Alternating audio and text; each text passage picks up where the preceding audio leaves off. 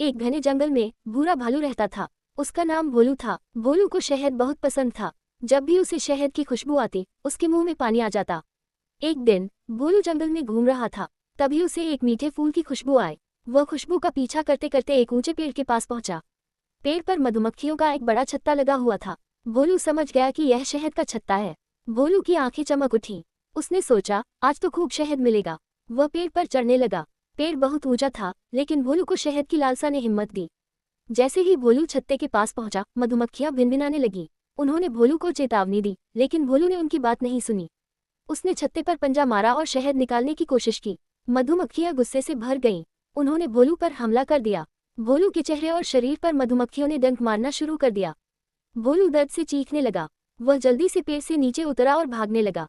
मधुमक्खियां उसका पीछा कर रही थीं। भोलू ने नदी में कूदकर अपनी जान बचाई। नदी से बाहर निकलने के बाद भोलू बहुत दुखी था। उसका चेहरा सूज गया था और उसे बहुत दर्द हो रहा था। उसे अपनी गलती का एहसास हुआ। उसने सोचा, मुझे दूसरों की चीजों को बिना पूछे नहीं लेना चाहिए था। मुझे समझ आ गया कि लालच बुरी बला है। कुछ दिनों बाद भोलू जंगल में घूम रहा था, तभी उसे एक बूढ़ा भालू मिला। बूढ़े भालू ने भोलू को उदास देखकर पूछा, क्या हुआ भोलू?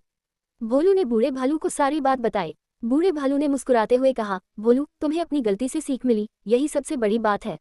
अब तुम समझ गए हो कि लालच और दूसरों की चीजों को बिना पूछे लेना गलत है। भोलू ने सिर हिलाया और कहा, हाँ दादाजी, मैं समझ गया। उस दिन के बाद भोलू ने कभी भी किसी और की चीज को बिना पूछे नहीं लिया। उसने समझ लिया कि ईमानदारी और दूसरों का सम्मान करना बहुत जरूरी है। सीख, लालच बुरी बला है।